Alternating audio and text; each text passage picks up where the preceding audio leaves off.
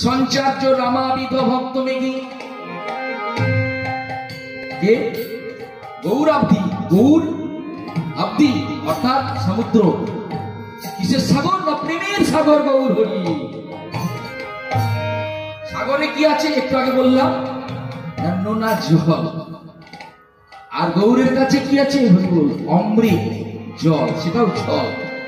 কেমন? না প্রেম সিন্ধু, প্রেমের সিন্ধু গৌর। এই জীব জগৎ কিন্তু তার কাছ থেকে কোনো প্রেম পেতে পারে না, পারবে না। সমুদ্রের জল যেমন সূর্যের তাপে কি হয় না বাষ্পীভূত হয়ে মেঘের সঞ্চার ঘটে, আর সেই মেঘ থেকে বারিধারা বরিশন করে স্থলভাগে। সেই জলটা কিন্তু আর লবণাক্ত থাকে না, নুন থাকে না, ওটা মিষ্টি জল, ওটা জীব জগৎ পান করতে পারে। সেরূপ এই প্রেম সমুদ্রের স্বভক্তি সিদ্ধান্ত চয়ামৃতানি, এই অমৃত স্বরূপ কি না স্বভক্তি, নিজ ভক্তি। ভক্তিটা কি না কৃষ্ণ ভক্তি।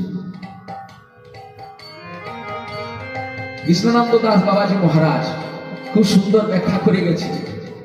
স্বভক্তিটি কেমন? নীলাচলে গম্ভীরাতে মহাপ্রভু সেবা করে গম্ভীরা ছোট্ট কুটিরিতে শয়ন করেছেন। কেমন শয়ন করেছেন?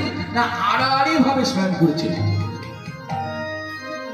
প্রতিদিন সেবার পর গোবিন্দ দাস মহাপ্রভুর পদ সেবা করেন, এটি তার সেবা। কিন্তু মহাপ্রভু কি করেছেন না আড়াআড়ি ভাবে শয়ন করেছেন, যাতে করে গোবিন্দ আজ ভিতরে প্রবেশ করতে পারে। শয়ন করেছেন। গোবিন্দ দাস কি করলেন? এসে দেখছেন যে মহাপ্রভু চরণ সেবা করব, কিন্তু চরণগুলো ভেতরে যাব কিভাবে?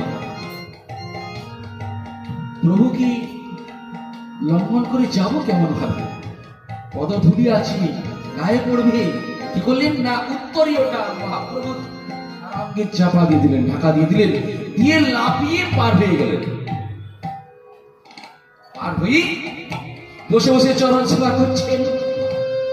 অন্তর্যামী ভগবান গৌর হরি জানতে পেরেছেন যে গোবিন্দের এখনো সেবা হয়নি, আমার সেবায় ব্যস্ত। গোবিন্দ, গোবিন্দ, প্রভু আরে তুমি সেবা করনি? বলেন না। কেন সেবা কেন করনি?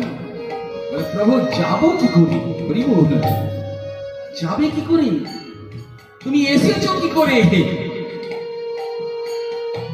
পার হয়ে তুমি যখন পার হয়ে এলে, আর তুমি তখন আমাকে পার হয়ে গেলেন না কেন সেবা করতে? প্রভু এটি হচ্ছে মহাপ্রভু স্বভক্তি সিদ্ধান্ত দিচ্ছেন, জীব জগৎকে জানাচ্ছেন। গোবিন্দ দাস বলছেন প্রভু যখন আমি পার হয়ে এসেছি, কিসের জন্য এসেছি? না তোমার সেবার জন্য, গৌরের সেবার জন্য। আর এখন আমি তোমাকে লঙ্ঘন করবো কিসের জন্য? আমার নিজের সেবার জন্য। এটা কি হয়? এটা পারি না। সেই বাবাজি মহারাজ বলছেন এটা হলো স্বভক্তি সিদ্ধান্ত। সেইরূপ জানাচ্ছেন জীব জগৎকে নিজের সেবার জন্য প্রভুকে অলঙ্ঘন করতে নেই, প্রভুর সেবার জন্য প্রভুকে লঙ্ঘন করলে কোনো দোষ হয় না। প্রভুর সেবার জন্য যা কিছু করতে পারে। সেই সমস্ত অমৃত কি করলেন না জল স্বরূপ। সূর্যের রশ্মিতে যেমন জল মেঘ হয়, মহাপ্রভুর কৃপাতে সেই সমস্ত সিদ্ধান্ত সঞ্চার করলেন। তার মধ্যে না রামাবিধ ভক্ত মেঘি, রামানন্দ স্বরূপ দামোদর প্রভৃতি ভক্তদের মধ্যে সঞ্চার করে দিলেন মেঘরূপী। তারা কি করবে না এই সমস্ত ভক্তি সিদ্ধান্ত পরিশন করবে। যেমন মেঘ পরিশন করে, সেইরূপ স্বভক্তি সিদ্ধান্ত চয়ামৃত পরিশন করবে, জীব জগৎ পান করবি, আমরা পাবো আপামর জনগণ ওই প্রেম ভক্তি লাভ করবে। এইভাবে মহাপ্রভু ভক্তদের মধ্যে সঞ্চার করছে। তাহলে গৌরের সমুদ্রে এই যে প্রেম সমুদ্র, তা থেকে আমরা বিন্দু বিন্দু করে পাচ্ছি। যার যেমন ভাব তার তেমন লাভ। সাধারণ ভজনের দ্বারা ক্রমে ক্রমে উন্নতি লাভ করবে, তার কাছে পৌঁছে যাবে। আবার সমুদ্রকে বলা হয় রত্নাকর। সমুদ্রের মধ্যে অগাধ রত্ন আছে, মণি মুক্তা মাণিক্য সব আছে। সেটি কখন জন্মে? যখন ওই বৃষ্টির জল সমুদ্রে পড়বে, তবে মণি মাণিক্য মুক্তার জন্ম হবে। সেইরূপ সিদ্ধান্ত জয় অমৃতের জল রামানন্দ প্রভৃতি ভক্তের মুখ থেকে মহাপ্রভু যখন শুনছে, সেই রাধা ভাব, রাধা প্রেম, মহাভাব শুনতে শুনতে শুনতে শুনতে মহাপ্রভুর অন্তরটা ভরে যাচ্ছে, তার মধ্যে রত্ন জন্মাচ্ছে। বাবাজি মহারাজ বললেন তার মধ্যে রত্ন জন্মাচ্ছে। সেই রত্নটি তুলবে কারা? হরিবল। সাগরের মধ্যে যে সমস্ত রত্ন থাকে,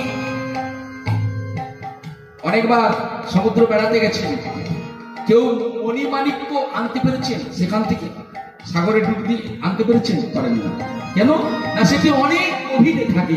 সেটি কারা পায় না? যারা ডুবুরি, যারা ডুবকে জানে সঠিকভাবে, তারাই সেই মণিমাণিক্য তুলতে পারে।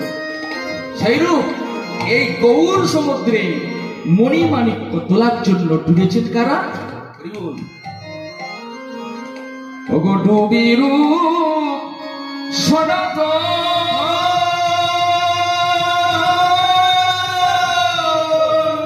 ওগো তুলি নানা রত্ন,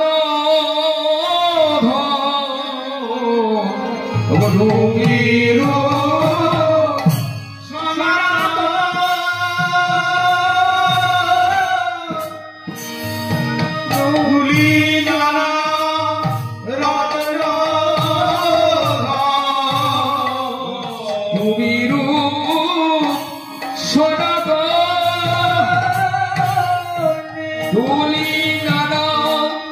রত্ন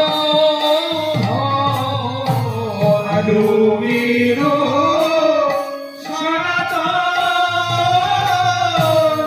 তুলি নানা রত্ন যতনি ছিল তার মালা, যতনি ছিল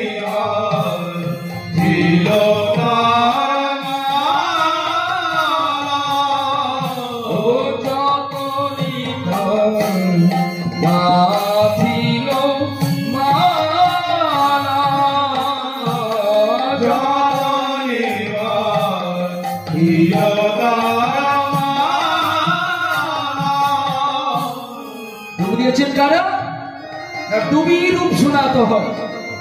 আপনারা জানেন জয়রূপ সনাতন ভট্ট রঘুনাথ, শ্রীজীব গোপাল ভট্ট দাস রঘুনাথ, এই ছয় গোসাইয়ের করি চরণ বন্দন, যাহা হইতে বিঘ্ন নাশ অভীষ্ট পূরণ। সর্বস্ব রূপ সনাতন ডুব দিয়েছেন কোথায়? না ওই গৌর সমুদ্রে, প্রেম সমুদ্র ডুব দিয়ে তুলেছেন নানা রত্ন ধন ধরে মালা গেঁথেছেন, স্তবমালা, সাধন মালা, ভজন মালা, মালা গেঁথেছেন। কি হবে সেগুলো? কি করবেন? ভক্তি সূত্রে গ্রন্থি করি লাহ জীব কণ্ঠে ভরি, ভক্তি সূত্রে গ্রন্থি করি লাহ জীব কণ্ঠে ভরি, ভক্তি সূত্রে গ্রন্থি করি, গ্রন্থি করি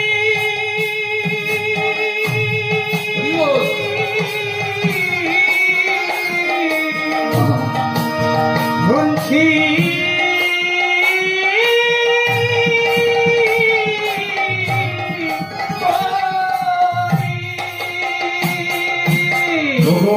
ভক্তি সূত্রে গ্রন্থি করি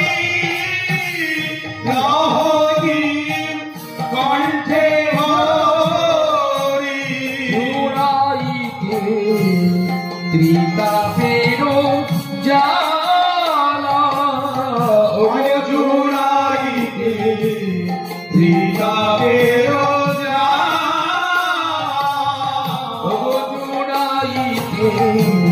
ত্রিতাপের জ্বালা আরে পুরাইবে ত্রিতাপের জ্বালা ত্রিতাপ জ্বালা দূরে যাবে আরে ত্রিতাপ জ্বালা দূরে যাবে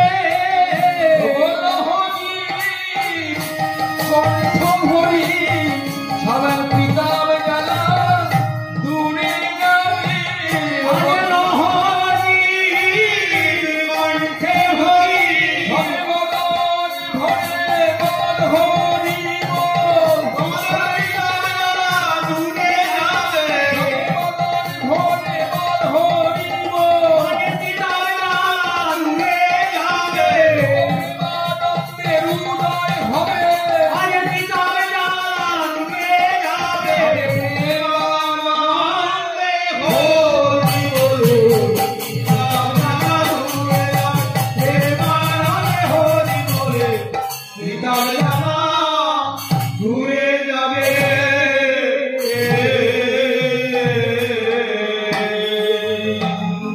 মহাপ্রভু 24 বছর বয়সে সন্ন্যাস ধর্ম গ্রহণ করলেন, সংসার ত্যাগ করলেন করি মায়ের কথা মতো নীলাচলে গিয়ে উপস্থিত হলেন। সেখানে গিয়ে অবস্থান করতে করতে দাক্ষিণাত্য যাচ্ছে, বুঝানে গেলেন। দক্ষিণ দেশ ভ্রমণে গেলেন। সার্বভৌম ভট্টাচার্য বলে দিলেন, প্রভু গোদাবরীর তীরে এক পরম ভক্ত আছে, তার নাম হলো রায় রামানন্দ। দেখলে মনে হবে না, কিন্তু পরম ভক্ত। সঞ্চার্য রামানন্দ ভক্ত নাকি, সুযোগটা তো পেতে হবে। তাই মহাপ্রভু সে গোদাবরীর তীরে গিয়ে উপস্থিত হলেন, রামানন্দের সঙ্গে মিলিত হলেন। ওই মহাপ্রভু তার মধ্যেই স্বভক্তি সিদ্ধান্ত সঞ্চার করে দিলেন, দিয়ে তার মুখ থেকে শুনছেন। খুব সুন্দর কথা, সংসারে জীবের পক্ষে এই সমস্ত কথা অমৃত স্বরূপ। যারা জানে না তারা জানে না, আর জানে যারা তারাই জানে। মহাপ্রভু এবং রায় রামানন্দ উনি কি না বিশাখা সখী এসেছেন কলিযুগে, বিশাখার অবতার রায় রামানন্দ। মুখামুখি কথা বলছেন। মহাপ্রভু আগে তার মধ্যে সঞ্চার করে দিয়েছেন, কৃপা করে দিয়েছেন, আবার তার মুখ থেকে শুনছেন। প্রভু কহে বিদ্যা মধ্যে কোন বিদ্যাসার, কোন বিদ্যাসার। প্রভু কহে বিদ্যা মধ্যে কোন বিদ্যা সার, কোন বিদ্যা সার। জগতে এত বিদ্যা আছে, পরাবিদ্যা অপরাবিদ্যা, চারিবেদ ষড়দর্শন পড়িয়াছে সেই জন্য অনেক বিদ্যা। প্রভু জিজ্ঞাসা করছেন, বিদ্যার মধ্যে কোন বিদ্যা সার? রাই কহে কৃষ্ণ ভক্তি বিনা বিদ্যা নাহি বিদ্যা নাহি রাই কহেশ ভক্তি বিনা বিদ্যা নাহি আর, বিদ্যা নাহি আর। এত বিদ্যা, যদি কৃষ্ণ ভক্তি না থাকে কোন বিদ্যাই নয়। খুব সুন্দর দৃষ্টান্ত আছে, বলছে ভগবত ভক্তি হীনস্য জাতি শাস্ত্রম জপস্তপ। অনেক কিছু জানি, অনেক শিখেছি, শাস্ত্র জপ তপ, কিন্তু ভগবত ভক্তি নেই। যদি না থাকে সেটি কেমন হবে? বলছেন অপ্রাণস্য দেহস্য মণ্ডন লোকরঞ্জন। একটি মৃতদেহকে সাজালে যেমন হয়, কি হয়? কিছু লাভ আছে, কিছু দাম আছে? নেই। তার যার দেহে প্রাণ নেই তাকে সাজিয়ে কোনো লাভ হবে? লাভ নেই। সেইরূপ বলছেন যে আমি অনেক কিছু জানি, আমার মধ্যে কৃষ্ণ ভক্তি নেই, ওই মৃত দেহ স্বরূপ, তার কোনো দাম নেই। তাই কৃষ্ণ ভক্তি হলো সর্ববিদ্যার সারবিদ্যা। আবার প্রভু জিজ্ঞাসা করছেন, বলে কীর্তিগণের মধ্যে জীবে কোন বড় কীর্তি, কোন বড় কীর্তি,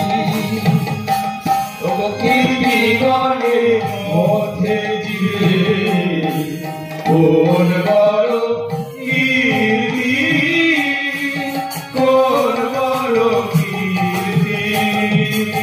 এত কীর্তি, বাড়ি গাড়ি জমি জমা সমস্ত কিছু করলাম, লোকে খুব নাম করে, কীর্তিগণের মধ্যে জীবের কোন বড় কীর্তি? রায় কহে কৃষ্ণ ভক্ত বলি, যার হয় খ্যাতি, যার হয় খ্যাতি। রায় কহে কৃষ্ণ ভক্ত বলি, যার হয় খ্যাতি, যার হয় খ্যাতি। এ জগতে কৃষ্ণ ভক্তই বড়। কৃষ্ণ ভক্ত বলে যার খ্যাতি হয় সেটি হলো সর্বশ্রেষ্ঠ কীর্তি। আবার প্রভু বলছেন, দেখুন রামানন্দ প্রভু কিন্তু কিছুই জানতেন না, মহাপ্রভু সঞ্চার করে দিচ্ছেন, কি আবার তিনি নিচ্ছেন। সম্পত্তির মধ্যে জীবে কোন সম্পত্তি গণি, কোন সম্পত্তি গণি, ও সম্পত্তি মধ্যে জীবে কোন সম্পত্তি গণি, কোন সম্পত্তি গণি। সম্পত্তির মধ্যে কোন সম্পত্তি শ্রেষ্ঠ? মহাপ্রভু জিজ্ঞাসা করছেন, রামানন্দ প্রভু বলছেন,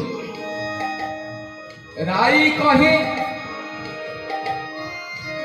একমাত্র রাধা কৃষ্ণ প্রেম যার, রাই কহে রাধা কৃষ্ণ প্রেম যার, সেই বড় ধনী,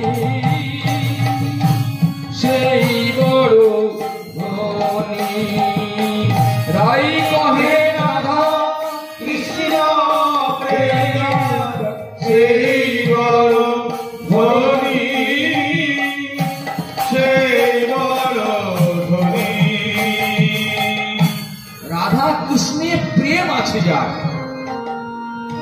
সেই হলো জগতে সবচেয়ে বড় ধনী। এইভাবে একটি একটি করে সিদ্ধান্ত দিয়ে যাচ্ছি। আরো অনেক কথা চৈতন্য চরিতামৃত আছে, আপনারা যারা পড়েছে বুঝতে পারবেন। আমি একটু একটু করে আগিয়ে যাই। রাধা কৃষ্ণের প্রেম যার, সেই বড় ধনী। তার প্রমাণ কি? বর্ধমান জেলার অন্তর্গত মানপুর থানার জীবন ঠাকুর নামে এক দরিদ্র ব্রাহ্মণ মেয়ের বিবাহ দেবেন, কিন্তু বাড়িতে কোনো ধন নেই, গরিব তো, তাই ধন না হলে মেয়ের বিয়ে হবে না। মনে মনে চিন্তা করলেন, কোথায় গেলে ধন পাবো, কি করে মেয়ের বিয়ে দেবো। বাড়ির থেকে বেরিয়ে বললেন স্ত্রীকে, জানি আমি ধন আনতে যাচ্ছি, কোথায়? আমি যেখানে পাবো সেখান থেকে ধন আনবো। হাঁটতে হাঁটতে হাঁটতে হাঁটতে চলেছেন, যেতে যেতে কোথায় না কাশী বিশ্বনাথের মন্দিরে গিয়ে পড়লেন বাবার মন্দিরে হত্যা দিয়ে। একদিন দুদিন কেটে গেল, অনিদ্রায় অনাহারে কেটে যাচ্ছে। 3 দিনের দিন শেষ রাত্রি বাবা বিশ্বনাথ দর্শন দিলেন। বলে, কি চাই? বলে, বাবা আমার বড় অভাব, মেয়ের বিয়ে দেব, বাড়িতে কোনো টাকা করি নেই, ধন নেই, তাই তোমার কাছে এসে পড়ে আছি। ওরে আমি কি করে ধন দেবো, আমি তো ভিখারি বাবা। শিব ভিখারি, আমার কাছে ধন আছে? তাহলে বাবা কোথায় পাবো? শোন, ধন আছে। দেখুন কেমন সিদ্ধান্ত। ধনটি কোথায় আছে? চলে যান বৃন্দাবনে, যমুনার তীরে আদিত্য টিলা আছে, ভাঙা মন্দির। সেখানে আছে এক বড় ধনী, নাম তার সনাতন গোস্বামী। স্বয়ং বাবা বিশ্বনাথ জানিয়ে দিলেন বড় ধনী। ওই জীবন ঠাকুর সকাল হতে বেরিয়ে পড়লেন, ধন আনতে যাচ্ছে। হাঁটতে হাঁটতে হাঁটতে হাঁটতে বৃন্দাবনে প্রবেশ করলেন। লোক মুখে জিজ্ঞাসা করছে, আচ্ছা এখানে সেই বড় ধনী সনাতন গোস্বামী কোথায় থাকে? ধনী বলে, হ্যাঁ হ্যাঁ, স্বয়ং বাবা বিশ্বনাথ বলেছেন উনি নাকি খুব বড় ধনী। ও, তার খোঁজ আনতে এসেছো? আচ্ছা, ওই যে যমুনার তীরে দেখতে পাচ্ছ না ভাঙা আদিত্য টিলা, ওই আদিত্য টিলাতে উনি আছেন। জীবন ঠাকুর দূর থেকে দেখছেন, যার এত ধন, এত নাম করা ধন, সেই ভাঙা মন্দিরে কেন আছে? যাক, আমি যাই। গিয়ে উপস্থিত হলেন। বাবাজি মহারাজ তখন বসে বসে মদন গোপালের নাম খুঁজছেন। ওই জীবন ঠাকুর নতজানু হয়ে প্রণাম করলেন। প্রণাম করে বসেছে। বাবাজি মহারাজ মুখ খুলে দেখছেন, কি নাম, বাড়ি কোথায়?